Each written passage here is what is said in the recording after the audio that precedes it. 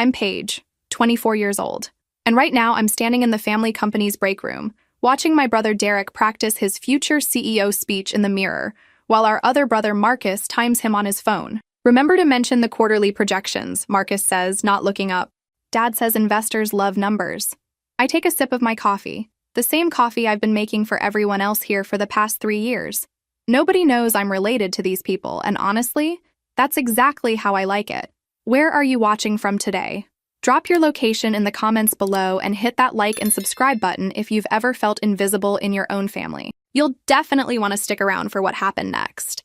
See, while Derek's been rehearsing speeches and Marcus has been decorating his corner office, I've been doing something a little different.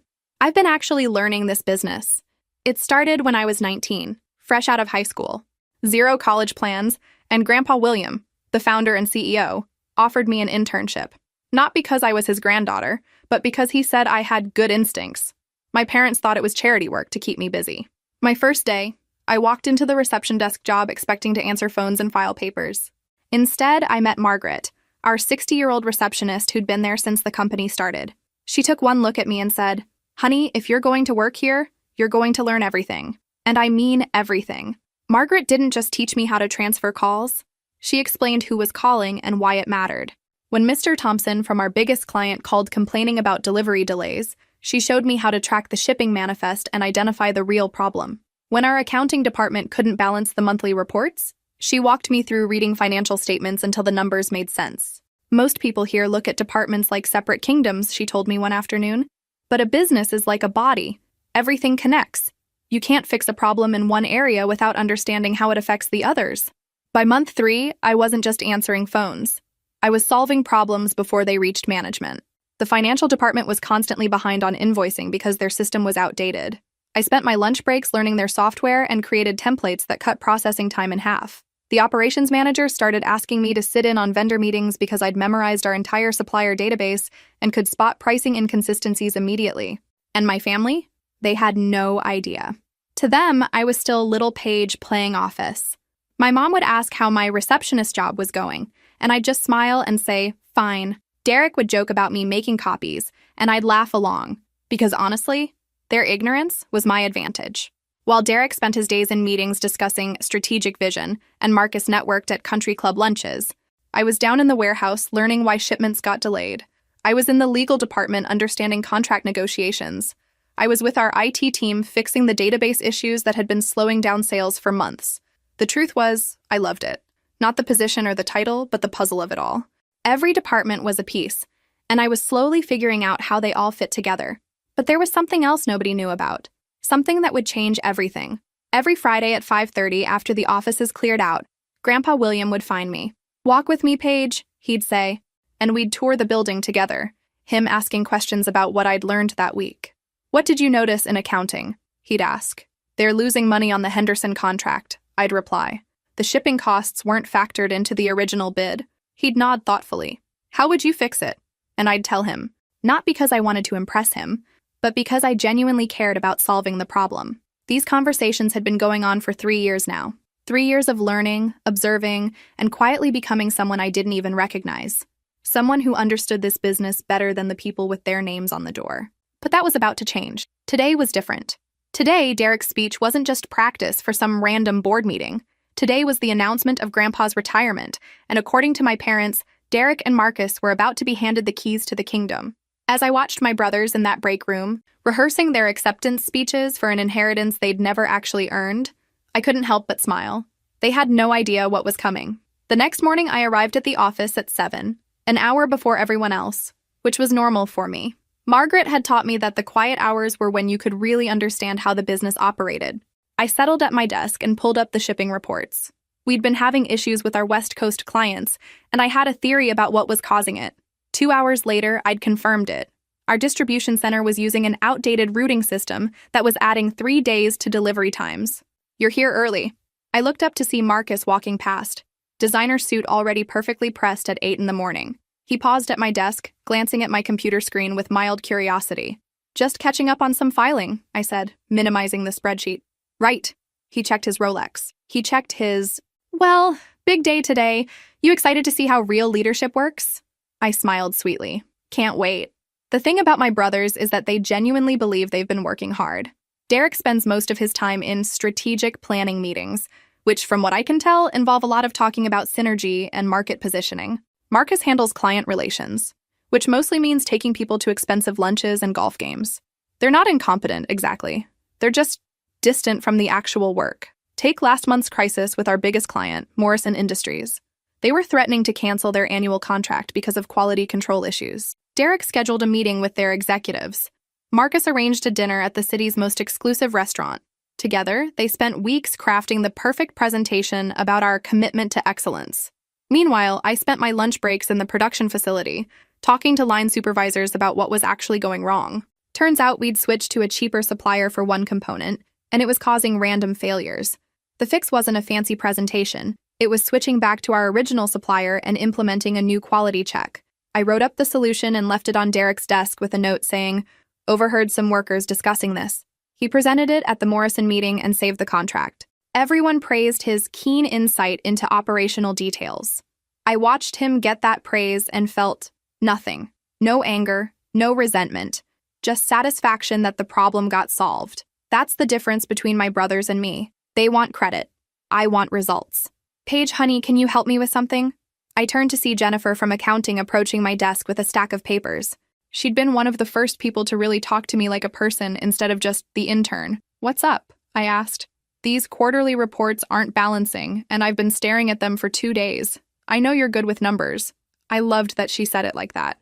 Not, "You're just the receptionist," but, "You're good with numbers," because I was. Really good. 15 minutes later, I found the discrepancy. A decimal point error in the third quarter that had been throwing everything off. Jennifer hugged me. "You're amazing," she said. "I don't know how you see these things." "Pattern recognition," I told her. "Numbers tell stories. You just have to know how to listen." As I handed the corrected reports back to her, I noticed something. Jennifer wasn't the only person who'd started coming to me with problems. Over the past year, it had become a regular thing. The IT guy asked my opinion on software upgrades. The logistics coordinator ran scheduling changes by me. The legal assistant showed me contracts when she wasn't sure about the language. I wasn't their supervisor. I wasn't even officially part of their departments. But somehow, I'd become the person people trusted with problems. And the really interesting part? None of them knew I was family. At lunch, I decided to test something. Instead of eating at my desk like usual, I went to the employee break room. The conversation stopped when I walked in, then resumed after a few polite nods. "Did you hear about the Morrison contract?" One of the production supervisors was saying. "Apparently Derek figured out the quality issue all by himself." "Really?" Another voice said skeptically. "Because I could have sworn I saw Paige down here asking questions about those components a few weeks ago." My heart stopped. "Who's Paige?" someone asked. "The receptionist. Nice girl. Actually listens when you talk to her, unlike most of management." I quietly made my sandwich and left. But as I walked back to my desk, something clicked into place. The employees knew. Maybe they didn't know I was related to the owners, but they'd noticed that problems got solved after I asked questions. They'd connected the dots between my curiosity and Derek's sudden insights. For 3 years, I'd thought I was invisible. Turns out, I was only invisible to my family. That afternoon, Grandpa called me into his office. Our weekly Friday meeting had been moved up because of the retirement announcement. "Close the door, Paige." I sat across from his massive oak desk, the same one he'd used to build this company from nothing 40 years ago. "Are you ready for today?" he asked. "Ready for what? Exactly?" He studied my face for a long moment. "Your brothers seem to think they know what's coming." "Derek's been practicing his acceptance speech," I said. "I know, I heard him." Grandpa's eyes twinkled. "What do you think about that?" It was a loaded question. We both knew it. "I think Derek would be a fine ceremonial leader," I said carefully. "He's good with people, charismatic, looks the part. And Marcus? Marcus understands the financial side well enough. He'd probably delegate most of the actual work anyway." Grandpa nodded slowly. "And what about you, Paige? What about me? What would you do if you were running this company?" I'd been asked this question in various forms for 3 years. And for 3 years, I'd given honest, thoughtful answers. Not because I wanted the job, but because I genuinely cared about making things better. First thing, fix the West Coast shipping delays. The routing system is costing us time and money. Second, implement the quality control changes I suggested for the Morrison contract, but company-wide, not just for one client. Third, upgrade the accounting software. Jennifer's been working with a system from 2015, and it's slowing down everything. He leaned back in his chair. You've given this some thought. You asked. I've been asking these questions for 3 years, Paige. And for 3 years, you've had answers. Real answers. Not theories or strategies, but actual solutions. I shrugged. I like solving problems. Your parents think you lack ambition. Maybe I do. Or maybe I just have different priorities. He smiled at that. In 2 hours, this company is going to have a new leader, and that person is going to face challenges your brothers can't even imagine. Something in his tone made my stomach flutter. Grandpa, the announcement starts at 4, he said, standing up. You should probably be there. Of course I'll be there. Good. He walked around the desk and put his hand on my shoulder. Because today, Paige, everything changes. The auditorium was buzzing with energy by 3:30. Employees, investors, board members, and family all gathering for what everyone assumed would be a standard succession announcement. I found a seat in the back, as usual, where I could observe without being noticed. My parents sat in the front row, practically glowing with pride. Mom kept turning around to wave at various important-looking people, making sure they saw her. Dad was checking his phone constantly, probably coordinating with whoever was handling the press release. Derek and Marcus sat on either side of them, both looking like they'd rather be anywhere else. Derek kept adjusting his tie. Marcus was staring at the podium with an expression I couldn't quite read.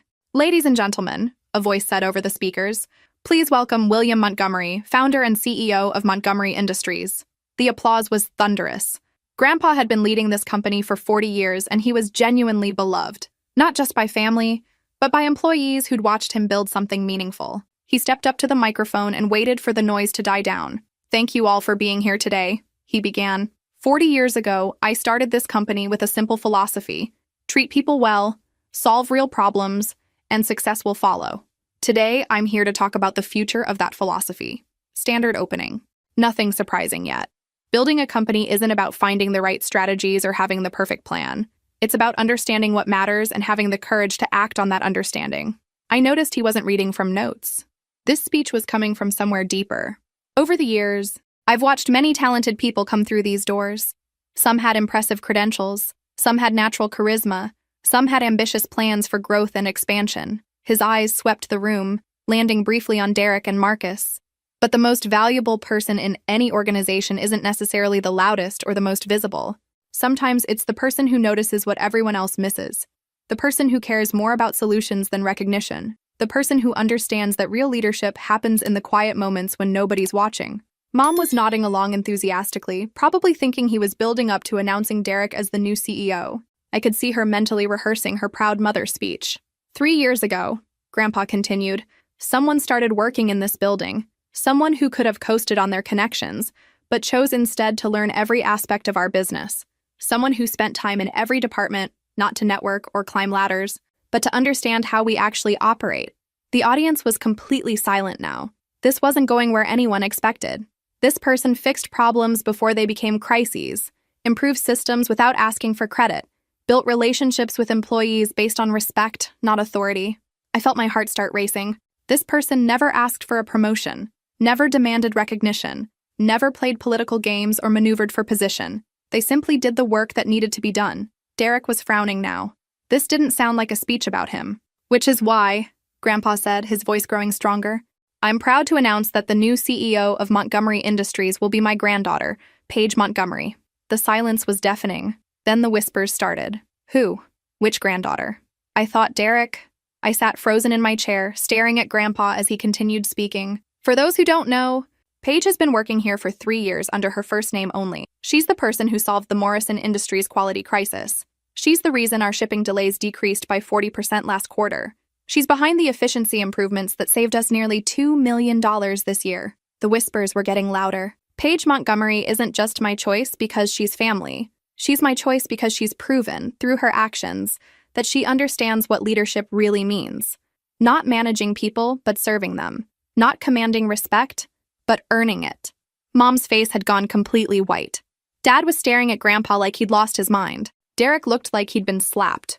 But Marcus was looking right at me, and slowly he started to smile. The transition will begin immediately, Grandpa said. I have complete confidence that this company will thrive under Paige's leadership.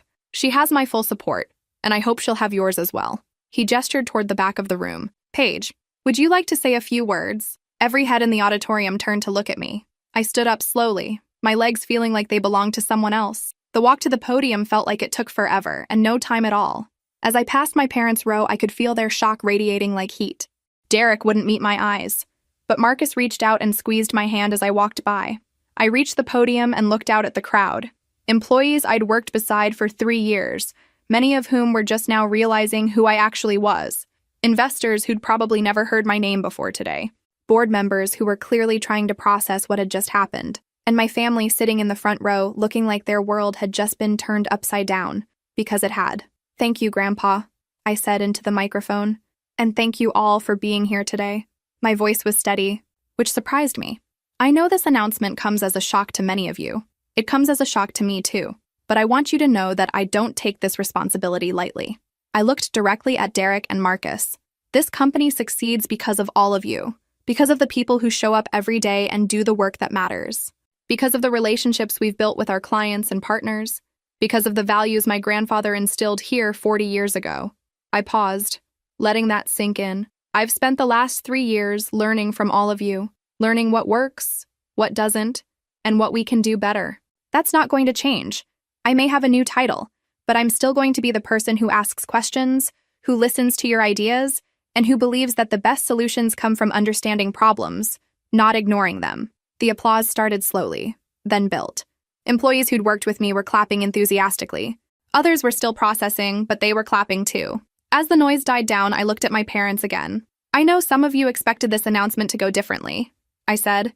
"Change is never easy, but I hope we can all work together to build something even better than what we have now." More applause. "Thank you again for your time and your trust. I'm looking forward to getting to work." I stepped away from the podium and walked back toward my seat, but Grandpa intercepted me and pulled me into a hug. "I'm proud of you," he whispered in my ear. "Thank you for believing in me," I whispered back. As we separated, I caught sight of my parents' faces again. Mom looked like she was about to cry. Dad was staring at me like I was a stranger. And Derek was standing up, adjusting his tie one more time, and walking toward the exit without a word. The real test was just beginning. The reception after the announcement was interesting. Half the room wanted to congratulate me. The other half wanted to figure out what the hell had just happened. I found myself surrounded by employees I'd worked with, all of them suddenly understanding why their problems had gotten solved so quickly over the past few years. "I knew it," Jennifer from accounting said, grinning widely. "I knew you weren't just a receptionist. You knew too much." "The Morrison contract fix," said Paul from logistics. "That was you, wasn't it? Not Derek." I smiled but didn't answer directly. "That was a team effort. Derek deserves credit for presenting the solution." But Paul shook his head. "No, I remember now. You came down to the production floor asking questions about quality control. A week later, Derek announces he's figured out the problem." He laughed. "You've been covering for them this whole time." Before I could respond, I felt a hand on my shoulder. I turned to see Marcus standing behind me, still in his expensive suit but somehow looking younger than he had that morning. "Can I talk to you for a minute?" he asked. I excused myself from the group and followed him to a quieter corner of the room. "How long have you known?" he asked. "Known what? Come on, Paige. How long have you known this was coming?" I studied his face. "You really want to know?" He nodded. "I didn't know until today, but I've suspected for a few months that Grandpa was evaluating us differently than Mom and Dad realized." Marcus was quiet for a moment. "The weekly meetings. You knew about those?" I suspected. "You always seem to know things about the business that didn't come from answering phones." He ran his hand through his hair. "I should have paid more attention." Marcus. "No, let me finish." He looked around the room, then back at me. "I've been coasting. We both know it. Dad and Mom had this plan for how things would go, and I just went along with it. But you've actually been working." I didn't know what to say to that. "Are you angry with me?" he asked. The question surprised me. Why would I be angry? Because I've been taking credit for things you accomplished. Because I've been treating you like hired help instead of my sister. Because I never bothered to learn what you were actually doing here. I considered that for a moment.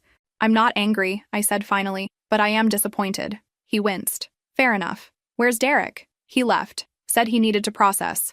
Marcus shook his head. "He's not taking this well." "And you?" He was quiet for a long moment, looking out at the reception still in full swing. "Honestly, I'm relieved." That surprised me. "Marcus, I never wanted this job, Paige. Not really. I wanted the idea of it. The status, the respect, the way people would look at me. But the actual work, the responsibility, the idea of people depending on me to make the right decisions?" He shook his head. It terrified me. You could have learned. The way I did. Could I? Really? He looked at me seriously. Be honest. If I had started asking questions, spending time with employees, trying to understand the business, would I have been as good at it as you? I started to give him a diplomatic answer, then stopped. I don't know, but you never tried to find out. Exactly. He smiled, but it was sad. You know what I realized today? I've been playing a role for 3 years, acting like the future executive, saying the right things, looking the part, but you've been actually living it. Before I could respond, our parents approached. Mom looked like she'd been crying. Dad looked furious. We need to talk, Dad said. All of us. Now. Marcus and I exchanged glances. The conference room is probably empty, I suggested. No, Dad said sharply. Not here, at home. This is a family matter. Actually, I said calmly, this is a business matter. And I'm the CEO now. So if you want to discuss company business, we discuss it here. The silence that followed was deafening. Mom's eyes filled with tears again. Paige, honey, we had no idea. That's the problem, I said gently. You had no idea what I was doing, what I was capable of, or what I wanted. You just assumed. We assumed you weren't interested in leadership, Dad said defensively. You never said anything about wanting to run the company. When would I have said something? During the dinners where you and Mom planned Derek's future? During the family meetings where you discussed Marcus's development track? When exactly was I supposed to express interest in something you'd already decided didn't involve me? Dad opened his mouth to argue, then closed it. We were trying to protect you, Mom said weakly. The business world is so competitive, so harsh. We didn't want you to have to deal with that pressure. So instead, you decided Derek should deal with it, even though he clearly didn't want it either. I wanted it. Derek's voice came from behind us. He'd come back, apparently. We all turned to look at him. His tie was loose now, and his hair was messed up. I wanted the job, he said again. I wanted the respect, the authority, the success. I didn't want to earn it. The honesty of that statement hung in the air. I've been watching you for 3 years, he said to me. Watching you learn, watching you solve problems, watching you actually care about making things better. And I kept telling myself it didn't matter, because leadership was about more than just understanding the business. He laughed bitterly. But it's not, is it? That's exactly what leadership is about. Understanding the people, understanding the problems, understanding what needs to be done, and having the courage to do it. Derek, I'm not angry with you, he said quickly. I'm angry with myself, because deep down, I knew this was coming. I knew Grandpa was testing all of us, and I knew I was failing. He looked around at our parents, at Marcus, at me. The difference is, you weren't trying to pass a test. You were just trying to do good work. And for the first time since I'd known him, my older brother looked at me with something that might have been respect. The family dinner that night was the most awkward meal of my life. We sat around the same dining room table where we'd eaten thousands of meals together. But everything felt different. Every comment had weight. Every silence had meaning. Mom had cooked my favorite meal, pot roast with potatoes and green beans, which felt like both an apology and an attempt to return to normal. But normal was gone forever. So, Dad said finally, cutting into his meat with more force than necessary, I suppose we need to discuss logistics. What kind of logistics? I asked. Your transition into the role. Training? Preparation? You'll need time to… Dad. I set down my fork. I've been preparing for 3 years. Answering phones isn't the same as running a company page. The comment stung, but I kept my voice level.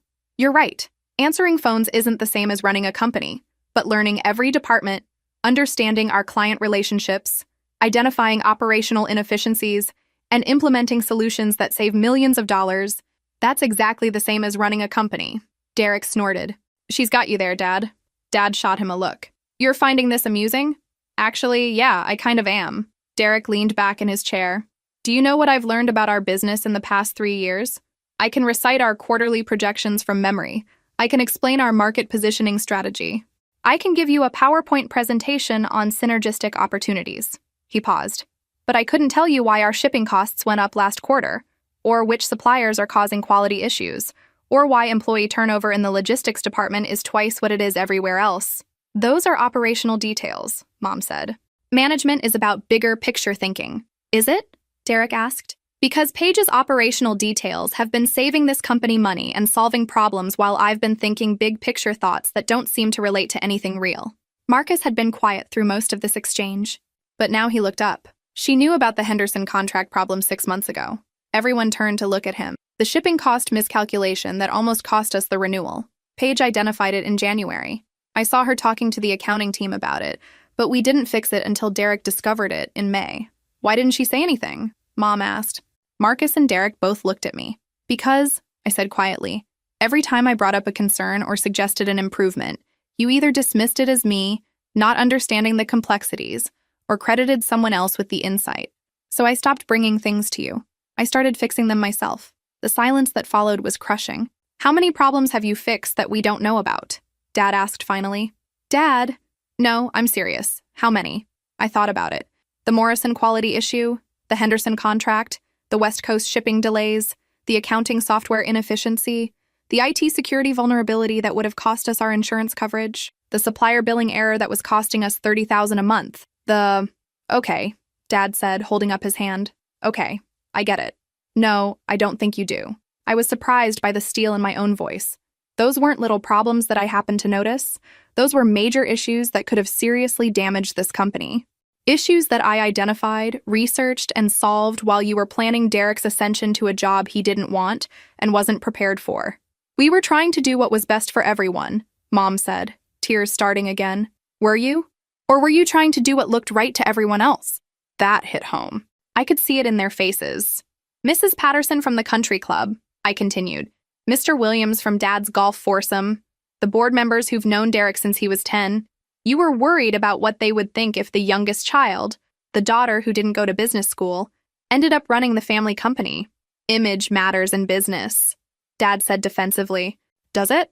Or does competence matter? Derek laughed again, but there was no humor in it. She's right, Dad. All those people you're worried about impressing, they care about results. And Paige has been delivering results while I've been delivering presentations. This isn't just about you kids, Dad said, his voice rising. This company is our family's legacy. Your grandfather built something important here, and we need to make sure it continues to thrive. Then why would you hand it over to someone who's never actually done the work? I asked. The question hung there.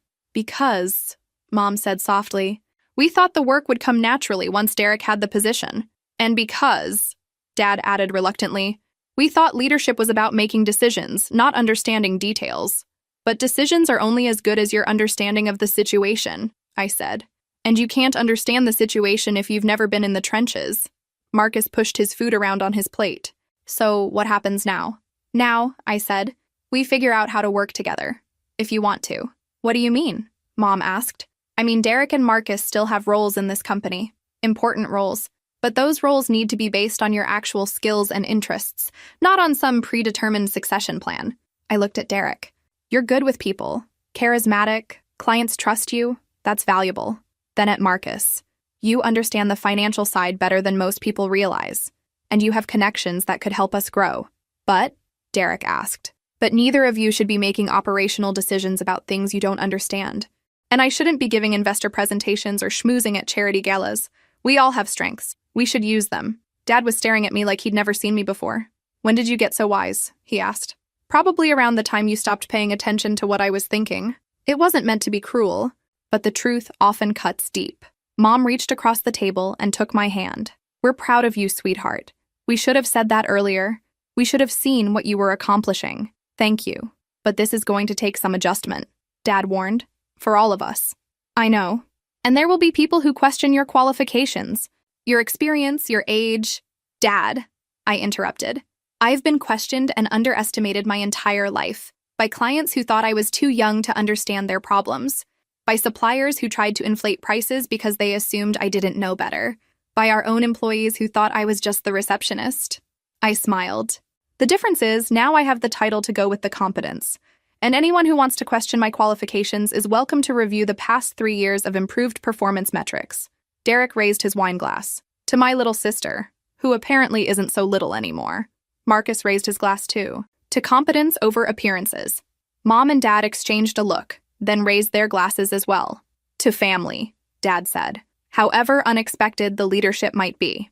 We drank to that, but as I sat there, surrounded by my family, I couldn't shake the feeling that the real challenges were just beginning, because announcing that I was the new CEO was one thing. Actually becoming the leader this company needed, that was going to be something else entirely. My first official day as CEO started at 6 a.m. with a crisis.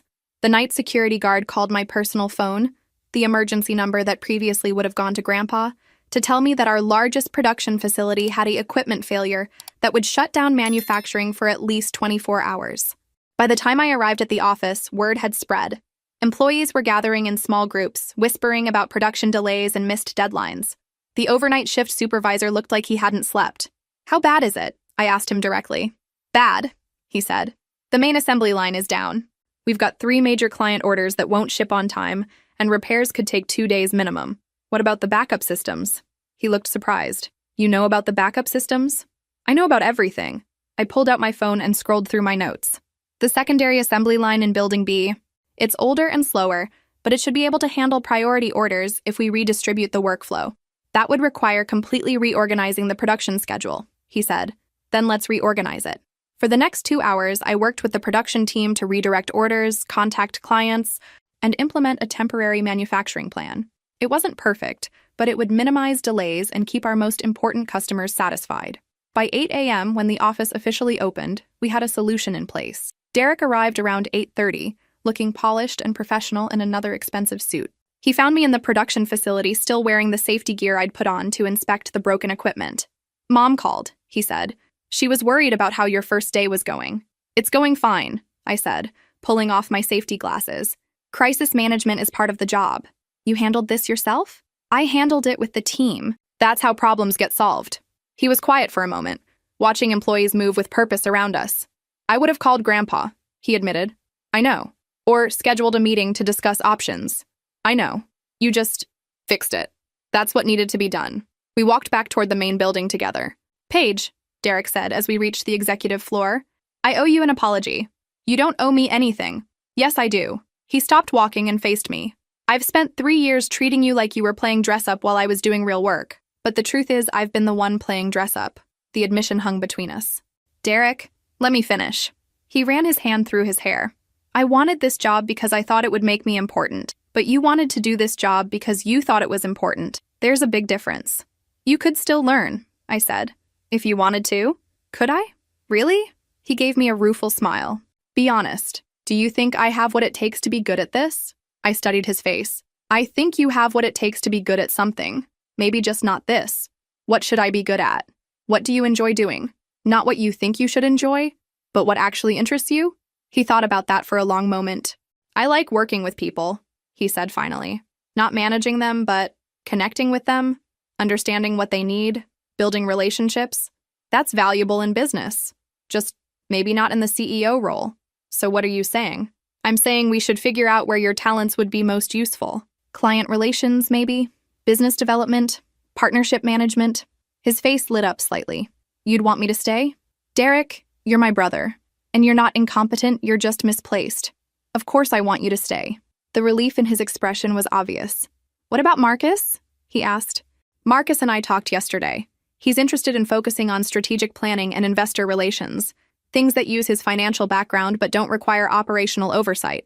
And you think that will work? All of us working together without the hierarchy Dad and Mom had planned?" "I think it will work better than the hierarchy Dad and Mom had planned," I said, "because it's based on what we're actually good at instead of what looks right on paper." Derek was quiet as we walked to the elevator. "You know what's funny?" he said as we waited for the doors to open. "What?" "I spent 3 years being jealous of your relationship with Grandpa. Those weekly meetings, the way he talked to you, the way he listened to your ideas." "You were jealous?" "Of course I was. He was grooming you, and I couldn't figure out why. I thought maybe you were his favorite because you were the youngest, or because you reminded him of Grandma, or because I was doing the work?" Derek laughed. "Yeah, that possibility never occurred to me." The elevator arrived and we stepped in. "Derek," I said as the doors closed, "I need you to know something." "What?" "Those meetings with Grandpa? They weren't about planning a coup or undermining you. They were about learning. Every week he would ask me what I'd discovered, what problems I'd identified, what solutions I was considering. It was like school, but for how to run a business. Why didn't he offer the same thing to Marcus and me? Did you ever ask him questions about the business? Real questions, not about strategy or vision, but about how things actually worked?" Derek was quiet for a moment. "No," he said finally. "I was too busy trying to prove I already knew everything. That's the difference. I asked questions because I wanted to understand. You avoided questions because you thought you were supposed to already understand." The elevator opened on our floor. It's not too late, I added as we stepped out. If you want to start asking questions now, would you teach me? The way Grandpa taught you? The question surprised me. Of course, I said. But it won't be easy. It means admitting you don't know things. It means spending time with people you've been treating as subordinates. It means getting your hands dirty. I can do that. Can you really? He considered that seriously. I don't know, but I'd like to try. As we reached my office, Grandpa's old office, which still felt surreal, Derek paused. Paige? Yeah? Thank you. For what? For not making this a power trip. For still wanting us to be a family. For giving me a chance to figure out who I actually am instead of who I thought I was supposed to be. I smiled. That's what family does. Is it? Because I'm not sure our family has been very good at that lately. Then maybe it's time we got better at it. He nodded and headed toward his office. As I watched him go, I realized something had shifted. Not just in the company hierarchy, but in our relationship. For the first time in years, Derek and I were talking to each other like equals, like siblings, like people who might actually work well together. It was a promising start, but I knew the real test would come when the novelty wore off and the daily grind of running a business together began. Still, for now, it felt like progress. And progress was all I needed. 3 weeks later, everything changed again. The invitation arrived on expensive cardstock with gold embossing. You are cordially invited to celebrate the retirement of William Montgomery and the future of Montgomery Industries. Black tie required. The city's most exclusive venue. 500 guests. I stared at the invitation sitting on my desk, next to the quarterly reports that showed our best performance in company history. Looks fancy, Marcus said, appearing in my doorway with his own invitation. It is fancy, I replied. Mom's been planning this for 6 months, before Grandpa made his announcement about you. Exactly. I leaned back in my chair, which means this party was designed to celebrate Derek's ascension to power. Marcus came in and sat down. So what happens now? Now we find out how committed Mom and Dad are to their new reality. The truth was, I'd been dreading this party since the moment the invitations went out. In the 3 weeks since becoming CEO, I'd been too busy actually running the company to think about public relations and image management. But this party was all about image. My phone buzzed. A text from Mom. Sweetheart, can you come by the house tonight? We need to discuss party logistics. Duty calls, I told Marcus, showing him the text. Good luck, he said. You're going to need it. That evening, I found myself back in the family dining room, but this time the atmosphere was different. Mom had spread party planning materials across the table like a military operation. Seating charts, catering menus, timeline schedules. There you are, she said when I walked in, her voice artificially bright. We have so much to discuss. Dad was sitting at the head of the table, looking uncomfortable. Derek was notably absent. Where's Derek? I asked. He's processing, Dad said carefully. The party situation is a bit complicated for him. I sat down and looked at the materials spread across the table. How complicated? Mom cleared her throat. Well, the invitations went out months ago, before we knew about the change in circumstances. So the wording is a bit... She handed me a copy of the invitation. I read it again, this time noticing what I'd missed before. Join us as we celebrate William Montgomery's remarkable career and welcome the next generation of leadership to Montgomery Industries. The next generation, I repeated. It was meant to refer to Derek and Marcus, Mom said quickly. But now it could refer to you too, of course. Could it? Dad shifted in his seat. Paige, we need to talk about expectations for this party. What kind of expectations? Well, Mom said, consulting her notes. We have investors coming. Board members. Important clients. People who've known this family for decades. And they're expecting to see a certain dynamic. I felt that familiar flutter in my stomach. What kind of dynamic? Traditional family structure, Dad said bluntly. The son's taking over from the father, the daughter in a supporting role. The room went very quiet. Supporting role, I repeated. Just for the party, Mom said quickly.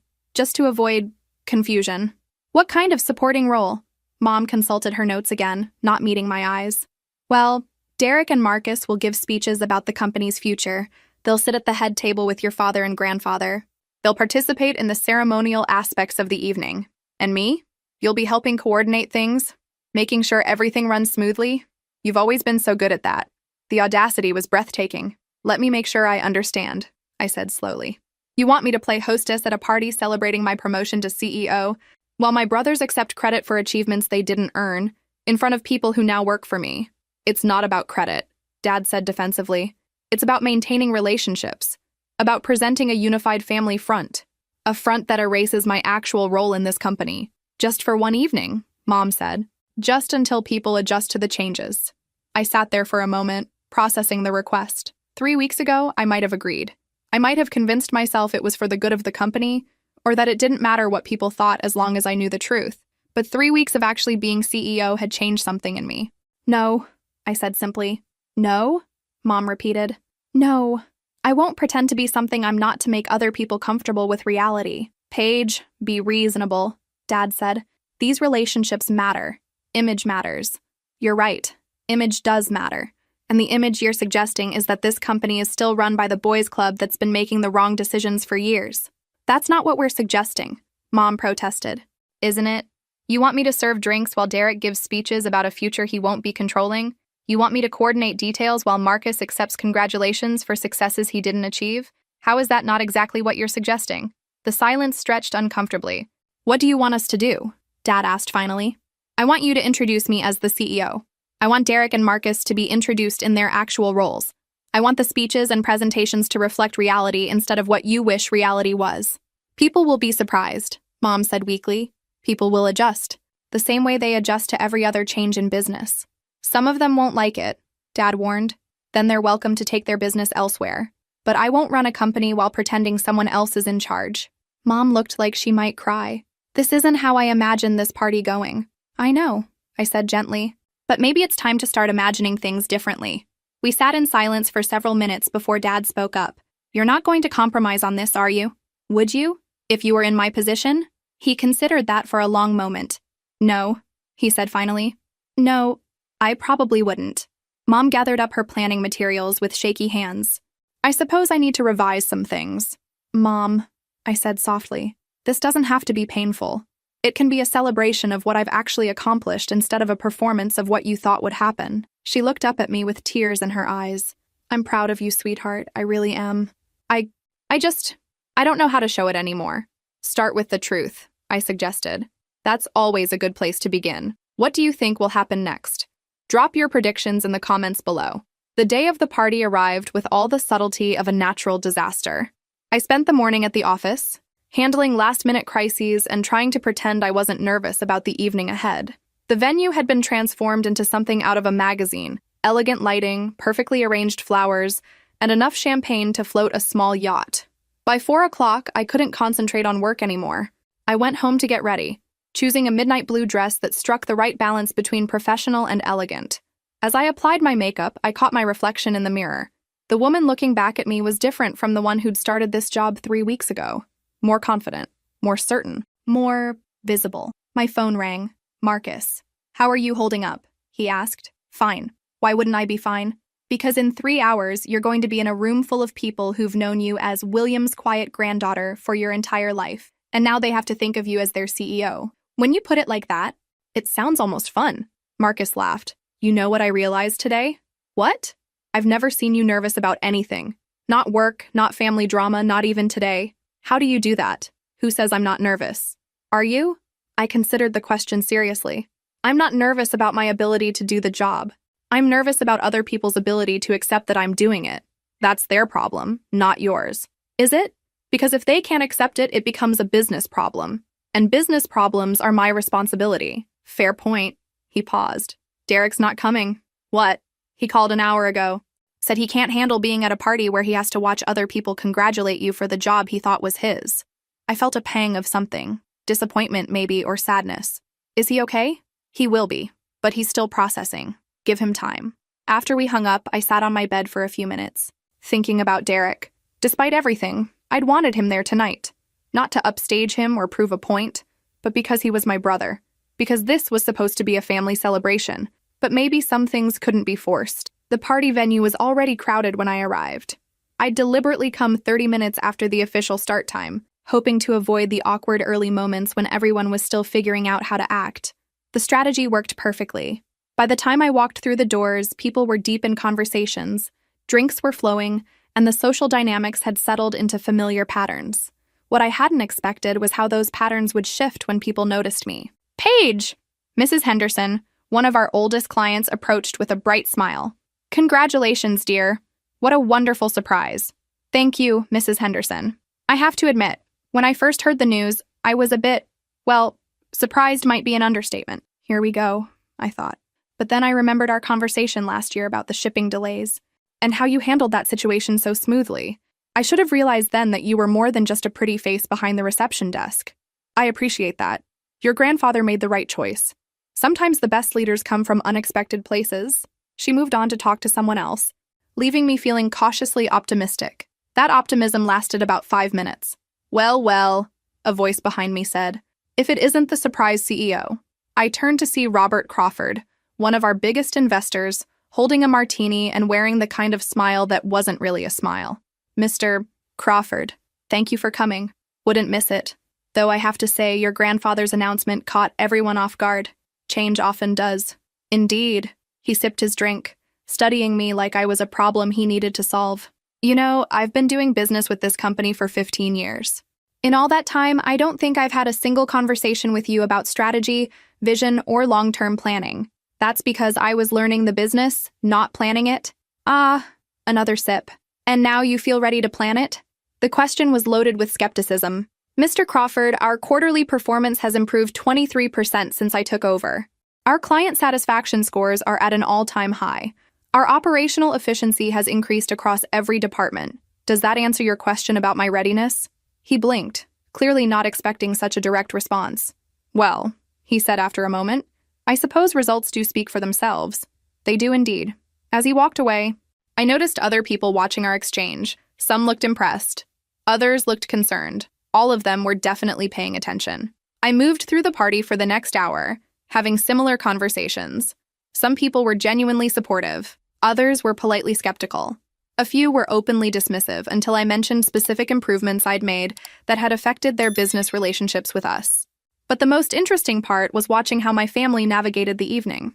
Mom and Dad moved through the crowd like seasoned politicians, smoothly redirecting conversations away from uncomfortable topics and towards safe ground. Marcus worked his network with practiced ease, talking about financial projections and market opportunities. And then there was the moment when everything changed. I was talking to a group of board members about our expansion plans when I heard my mother's voice over the sound system. Ladies and gentlemen, if I could have your attention, please. The crowd gradually quieted and turned toward the small stage at the front of the room. Thank you all for being here tonight to celebrate my father-in-law's incredible career and the bright future of Montgomery Industries. Standard opening. Nothing surprising. 40 years ago, William Montgomery started this company with a vision of excellence, integrity, and family values. Tonight, we're here to celebrate the continuation of that vision under new leadership. I felt my stomach start to clench. This transition represents not just a change in management, but a passing of the torch to the next generation. A generation that understands both the legacy they're inheriting and the responsibility that comes with it. She paused, looking out over the crowd. I'm proud to say that Montgomery Industries will continue to thrive under the guidance of people who have been raised with our values, educated in our traditions, and prepared for this moment their entire lives. Oh no, tonight begins a new era for our company, an era led by the true successors to William Montgomery's vision, the people who were born to carry this legacy forward. She gestured toward Marcus, who was standing near the stage.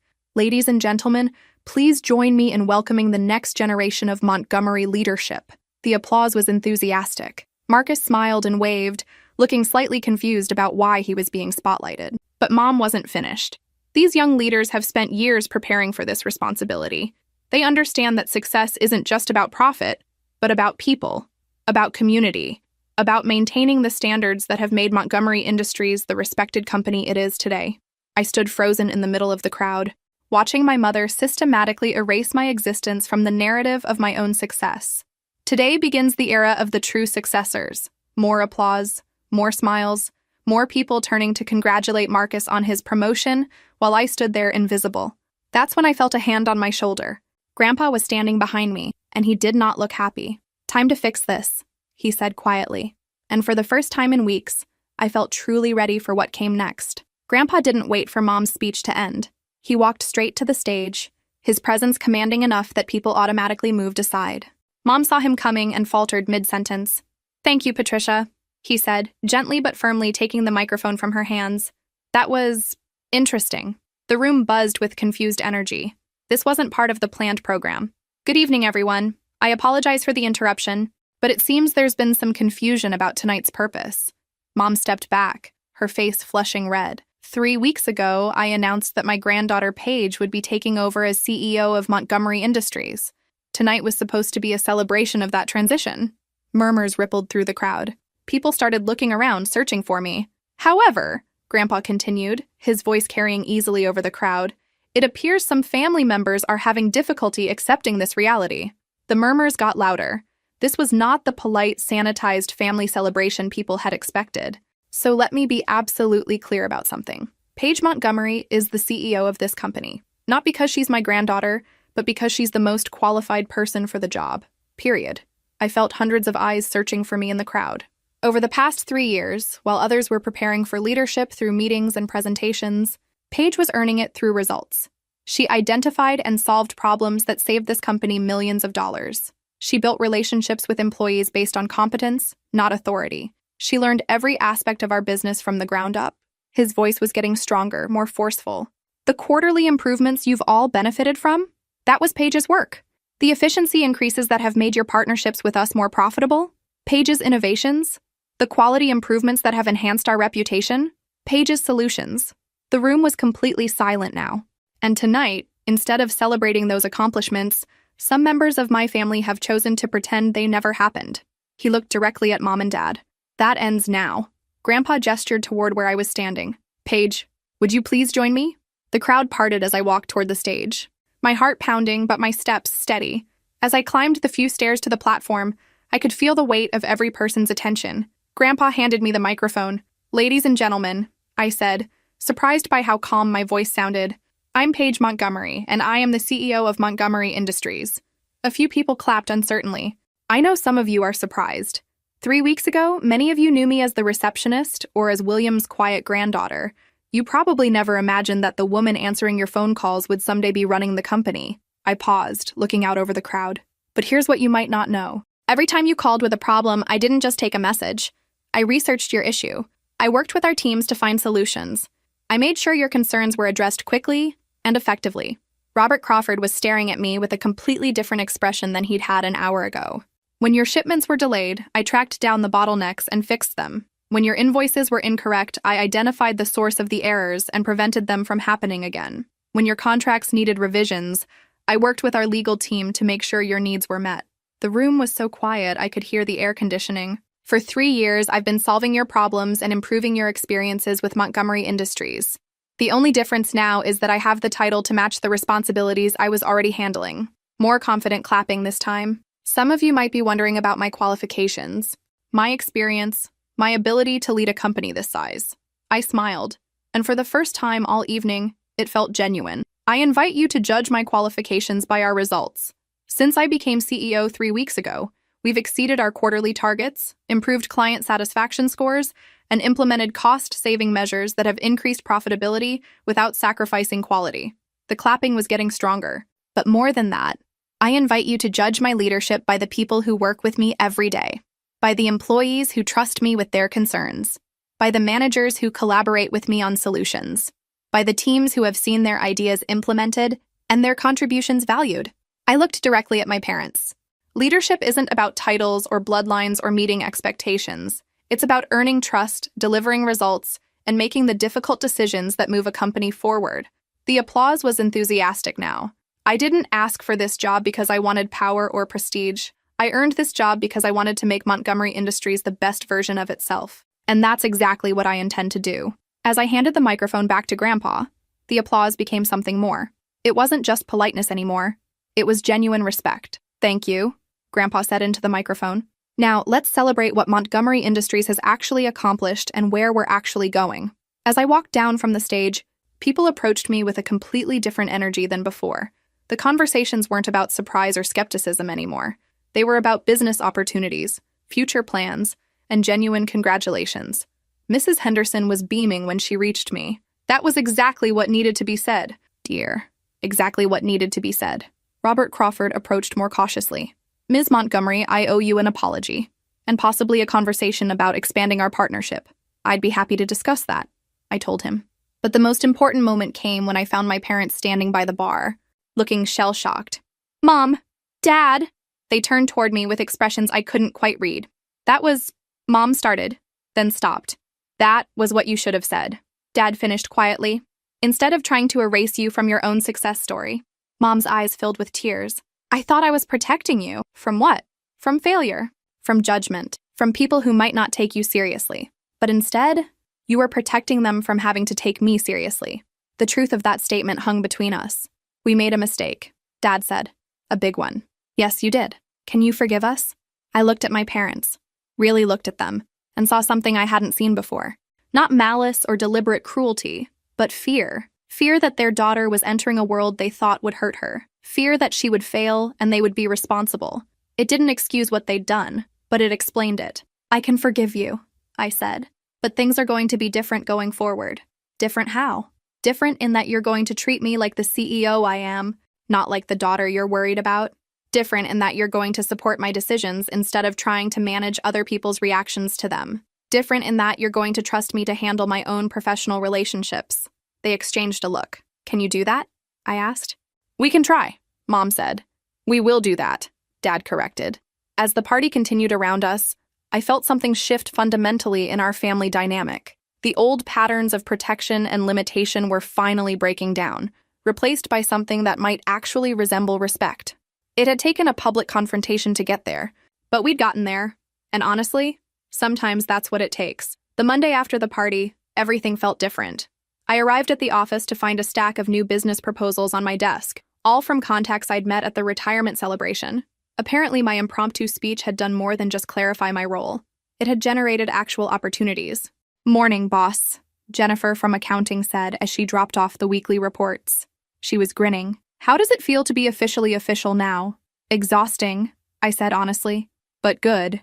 The whole office is talking about Saturday night. Margaret said it was about time someone put your family straight about who actually runs things around here. I laughed. Margaret said that? Margaret's been defending you for 3 years. She knew exactly what you were doing, even when your parents didn't. That afternoon, I had a meeting with the senior management team, the same people who'd been reporting to me unofficially for months, but now with everything out in the open. So, said Tom from operations, settling into his chair, what's the plan now that we don't have to pretend Derek's making the decisions? Actually, I said, pulling out my notes, Derek might be more involved than you think. That got everyone's attention. In what capacity? Asked Sarah from HR. Client relations and business development. He's genuinely good with people and he understands the relationship side of business better than any of us. Can he handle the technical aspects? Tom asked skeptically. He doesn't need to handle the technical aspects. That's what we're here for. He needs to maintain relationships and identify opportunities. Let us worry about implementation. It was a radical shift from the traditional family hierarchy, but it made sense. Derek's strengths had always been interpersonal. His weakness had been assuming he needed to understand everything instead of focusing on what he was actually good at. What about Marcus?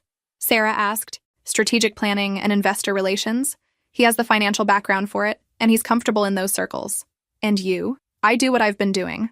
Operations, problem solving, and making sure all the pieces work together. Tom leaned back in his chair. You know what's crazy? This might actually work better than the original succession plan. Why? Because it's based on what people can actually do instead of what they're supposed to do. The meeting was interrupted by a knock on my door. Derek walked in, looking nervous but determined. Sorry to interrupt, he said, but I was hoping we could talk. The management team exchanged glances.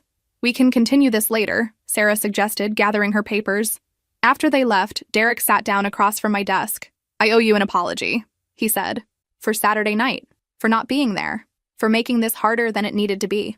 You were processing. I get that. I was sulking, he corrected. There's a difference. We sat in silence for a moment. I've been thinking about what you said, Derek continued, about finding what I'm actually good at instead of trying to be good at everything. And I want to try. The client relations thing. If the offer still stands. It stands. But Derek, it means starting over. Learning your actual job instead of playing a role. I know. It means taking direction from people who used to report to you. I know that too. And it means accepting that you're not the heir apparent anymore. You're just Derek, with a specific job and specific responsibilities. He was quiet for a long moment. Can I tell you something? He said finally. Of course. Relief. That's what I felt when Grandpa announced you were CEO. Not anger, not disappointment. Relief. That surprised me. Relief? For 3 years? I've been terrified of failing at a job I didn't understand.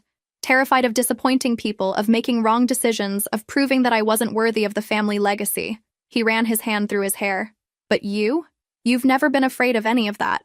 You just focused on doing good work. I was afraid, I admitted. I just channeled it differently. How? I figured if I was going to fail, I wanted it to be because I wasn't capable, not because I wasn't prepared. So I spent 3 years making sure I was prepared for anything. Derek smiled. That's the difference between us. You prepared for success. I prepared for failure. It's not too late to change that. Is it really not too late? For us, I mean, as siblings. The question hit deeper than I'd expected. Derek, I never wanted to compete with you. I just wanted to be good at something. I know. And I turned it into a competition because I was insecure about not being as naturally good at this as you were. You're good at other things. Am I? Really? You got Mrs. Patterson to renew her contract when she was furious about the billing errors. You convinced the Morrison team to give us another chance after the quality problems. You've salvaged more client relationships than anyone else in this company. I never thought of that as a skill.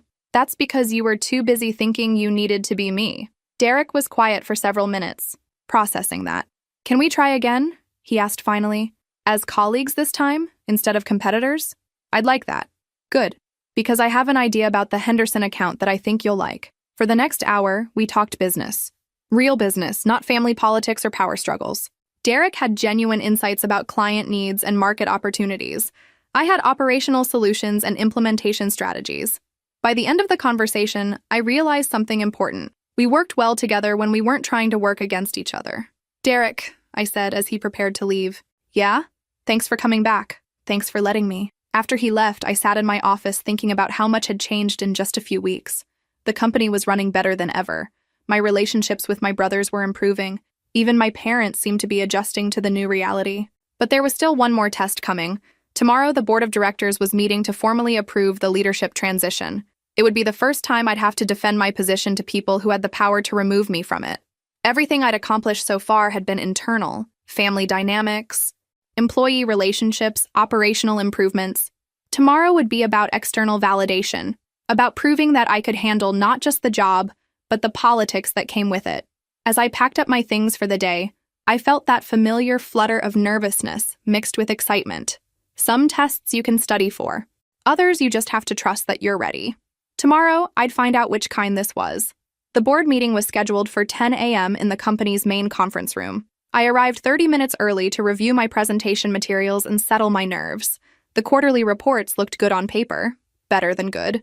Actually, revenue was up, costs were down, employee satisfaction had improved across every department. But I knew the board's concerns wouldn't be about numbers. They'd be about confidence. About whether a 24-year-old woman could command respect from clients, competitors, and industry leaders. About whether my success so far was sustainable or just beginner's luck. You ready for this? Marcus asked, appearing in the doorway with 2 cups of coffee. Define ready, I said, accepting the coffee gratefully. Ready enough to convince 12 successful business people that they should bet their investments on you. When you put it like that, it sounds terrifying. Marcus sat down across from me. Can I tell you something? Something I've never told anyone? Of course. I've been in dozens of board meetings over the past 2 years, sitting in the back, taking notes, watching how these conversations work. And I've never seen any of them ask Derek or me the kinds of detailed questions they're probably going to ask you today. That wasn't reassuring. They assumed we knew what we were doing because we were the heirs. But they're going to make you prove you know what you're doing because you're not what they expected. Thanks for the pep talk, I said dryly. Marcus laughed. That's not supposed to discourage you. That's supposed to remind you that you actually do know what you're doing. When they ask you detailed questions, you'll have detailed answers. Derek and I never would have. At 10 o'clock sharp, the board members filed into the conference room. 12 people who collectively controlled millions of dollars in investments and decades of business experience. Grandpa took his seat at the head of the table. But this was my show. Good morning, everyone, I began, standing at the front of the room with my presentation materials. Thank you for taking the time to formally review the leadership transition. I clicked to my first slide. 3 weeks ago, I became CEO of Montgomery Industries. Today, I'd like to show you what we've accomplished in that time and outline our strategy going forward. The next 20 minutes were the most intense of my professional life. I walked them through the quarterly improvements, the operational changes, the client satisfaction increases. I explained my vision for growth, my plans for expansion, my strategies for maintaining competitive advantage. But more than that, I answered questions. Detailed, specific, challenging questions about everything from supply chain management to regulatory compliance to market positioning. "Ms. Montgomery," said Helen Crawford, Robert's wife and a board member in her own right, "these results are impressive, but how do we know they're sustainable?" "Because they're based on systematic improvements, not quick fixes," I replied. "We identified underlying problems and addressed root causes. The efficiency gains aren't temporary cost-cutting measures. They're structural improvements that will continue generating value." "What about client relationships?" asked James Morrison. "Many of our partners have worked with this family for decades. How do we maintain those connections under new leadership?" "By continuing to deliver excellent results and maintaining the personal relationships that matter." In fact, Derek will be transitioning into a client relations role specifically to preserve and strengthen those partnerships, while I focus on operations and strategy. "And your brother Marcus?" "Strategic planning and investor relations. We're aligning roles with individual strengths, rather than trying to fit people into predetermined positions." The questions continued for another 30 minutes. Technical questions about manufacturing processes, strategic questions about market expansion, financial questions about budget allocation and profit margins. I answered every single one with specific examples and concrete data. Finally, Robert Crawford leaned back in his chair. "Ms. Montgomery, I have to admit, when your grandfather first announced this transition, I had reservations." "What kind of reservations?" "Age, experience, the optics of such a dramatic change in leadership." He paused, looking around the table. "But frankly, you've just demonstrated a deeper understanding of this business than I've seen in previous presentations from this company." "Thank you." "Don't thank me yet," he said, but he was smiling. "I have one more question." "Go ahead. Where do you see Montgomery Industries in 5 years?" It was the kind of question that could make or break the entire meeting. I took a breath and looked around the table at these 12 people who held my company's future in their hands. "In 5 years, I see Montgomery Industries as the industry standard for operational excellence and client service. I see a company that's grown not just in revenue, but in reputation. A company that competitors study and clients recommend to others." I clicked to my final slide. "But more than that, I see a company that people want to work for, where talent is developed, innovation is rewarded, and success is shared. Because sustainable growth isn't just about profit margins, it's about building something that attracts the best people and gives them reasons to stay." The room was quiet for a moment. Then Helen Crawford started clapping. Slowly, the rest of the board joined in. "Well," said Robert Crawford, "I think we've heard enough for now." The board members filed out to deliberate privately, leaving me alone with Grandpa and Marcus. "How do you think it went?" Marcus asked. "I have no idea," I admitted. "They could vote me out or give me a raise." Grandpa smiled. "They're not going to vote you out." "How do you know?" "Because I've been watching their faces for 40 years. And that was the look of people who've just been impressed despite themselves." 20 minutes later, the board returned. Robert Crawford stood up. "Ms. Montgomery, the board has reached a unanimous decision." My heart stopped. "We hereby formally approve your appointment as CEO of Montgomery Industries, effective immediately." The relief was overwhelming. "Furthermore," he continued, "we're authorizing a budget increase for the operational improvements you've outlined, and we'd like to schedule quarterly reviews to track progress." "Thank you," I managed. "All of you. Don't thank us," Helen Crawford said. "Thank yourself. You've earned this." As the board members left, Grandpa approached me. "How do you feel?" he asked. "Terrified and exhilarated," I said honestly. "Good. That means you understand what you've taken on. Did you know they were going to approve it?" "I hoped they would, but you're the one who convinced them." He put his hand on my shoulder. "Your parents are going to want to celebrate tonight. Your choice whether you're ready for that." I thought about it. Actually, I think I am. For the first time in weeks, I think I'm ready for whatever comes next. Even if what comes next is your mother planning another party. I laughed. Especially that. Because finally, after months of uncertainty and weeks of transition, I knew who I was and what I was capable of. And more importantly, so did everyone else. 6 months later, I stood in the same conference room where the board had approved my leadership, but everything was different. The quarterly reports showed record profits. Employee satisfaction scores had hit all-time highs. 3 major competitors had approached us about partnership opportunities. And the business magazine sitting on my desk featured Montgomery Industries as Company of the Year, How Traditional Leadership Gave Way to Innovation. Derek knocked on my office door, holding a champagne bottle and grinning. "Time to celebrate," he announced. "The Morrison renewal just came through. 3-year contract, 20% increase over previous terms. That's fantastic, I said. And I meant it. How did you manage that? Turns out when you actually listen to what clients need instead of trying to impress them with what you think they want, they're much more willing to commit long-term. Derek had transformed over the past 6 months. Once he stopped trying to be the CEO he thought he should be, and started being the relationship manager he actually was, his confidence had soared. Clients genuinely liked working with him because he focused on understanding their problems rather than promoting our solutions. Any word from Marcus about the investor meeting? I asked. He's in there now, closing the deal on the expansion funding. Should be done within the hour. Marcus had found his footing too, working with investors and strategic partners on growth opportunities.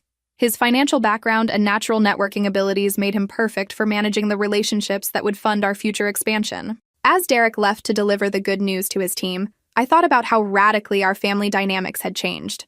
We weren't competing anymore. We were collaborating. Derek handled client relationships and business development with genuine enthusiasm. Marcus managed strategic planning and investor relations with confidence.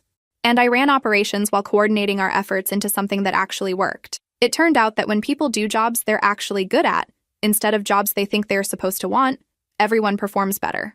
My phone buzzed. A text from Mom. Dinner tonight? Your father wants to hear about the quarterly results. 6 months ago, that invitation would have filled me with dread. Tonight, it just made me smile. My parents had needed time to adjust to having a daughter who was also their boss. But they'd gotten there. Dad had started asking me genuine business questions instead of offering unsolicited advice. Mom had stopped trying to manage my image and started celebrating my actual accomplishments. The transformation hadn't been immediate or easy, but it had been real. At 7 o'clock, I found myself back at the family dining table, but this time the atmosphere was celebratory instead of tense. So, Dad said, pouring wine for everyone, tell us about this magazine article. I pulled out the magazine and read the headline aloud. How Montgomery Industries revolutionized family business by abandoning traditional hierarchy. They interviewed employees, clients, even some competitors. I continued. Everyone talked about how the company culture changed when leadership started being based on competence instead of inheritance.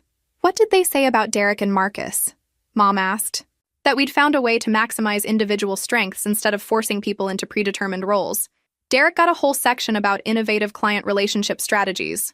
Derek grinned. I'm famous now. Marcus got coverage for the investor partnership that's funding our expansion into the West Coast market. And you? Dad asked. They called me the accidental CEO who turned operational excellence into competitive advantage. Accidental? Mom frowned. Because I didn't plan to become CEO. It just happened because I was doing the work that needed to be done. That's not accidental, Dad said firmly. That's strategic. You positioned yourself for success whether you meant to or not. The comment surprised me. 6 months ago, Dad would have focused on the challenges of my position. Tonight, he was celebrating the intelligence behind it. There's something else, I said, pulling out an official-looking document. The board approved the employee profit-sharing program I proposed. What does that mean? Derek asked. It means everyone who contributed to our success this year gets a financial stake in the results. Margaret gets a bonus that reflects her 30 years of keeping this company running. The production supervisors get recognition for the efficiency improvements they implemented. The IT team gets rewarded for the system upgrades that saved us hundreds of thousands in potential security costs. That's wonderful, Mom said. Your grandfather would be proud. He already told me he is. We had lunch yesterday, and he said this profit-sharing program was exactly the kind of innovation he'd hoped to see from the next generation of leadership. Marcus raised his wine glass. To Paige, for proving that the best leaders aren't the ones who want power, but the ones who want to use power well. To all of us, I corrected, for figuring out how to work together instead of against each other. We drank to that. As dinner wound down, Dad pulled me aside. You know, he said, your mother and I have been talking. About what? About how wrong we were. Not just about the CEO position, but about you in general. Dad, let me finish. We spent so many years trying to protect you from challenges that we never gave you credit for being strong enough to handle them. He paused, looking out the window at the garden where I'd played as a child. We thought leadership was about taking charge. You showed us it was about taking responsibility. Thank you for saying that. Thank you for proving it. As I drove home that night, I reflected on everything that had changed since that day 6 months ago when Grandpa announced I would be CEO. The company was more successful than ever. My relationship with my brothers had evolved from competition to collaboration. My parents had learned to see me as an adult instead of a child they needed to protect. But the biggest change was in how I saw myself. For years, I defined myself by what I wasn't. Not the ambitious one, not the natural leader, not the obvious choice. Now I defined myself by what I was: the person who noticed problems and fixed them, the person who built relationships based on trust instead of authority, the person who cared more about results than recognition. It turned out that was exactly what a leader looked like. As I pulled into my driveway, my phone buzzed with a text from Jennifer in accounting. Saw the magazine article? So proud to work for a boss who actually knows what she's talking about. See you Monday. I smiled, thinking about Monday, about the meetings I'd run, the decisions I'd make, the problems I'd solve. For the first time in my life, I was exactly where I belonged. And everyone finally knew it. The girl who'd been invisible had become impossible to ignore. The family member who'd been underestimated had become irreplaceable. The employee who'd started by answering phones had ended up answering to no one but herself. Sometimes the best revenge isn't getting even, it's getting better, and making everyone who underestimated you realize exactly what they almost missed. But here's the thing about proving people wrong. The real satisfaction doesn't come from their shock or regret. It comes from knowing that you were right about yourself all along. I was Paige Montgomery. I was 24 years old, and I was exactly who I was meant to be.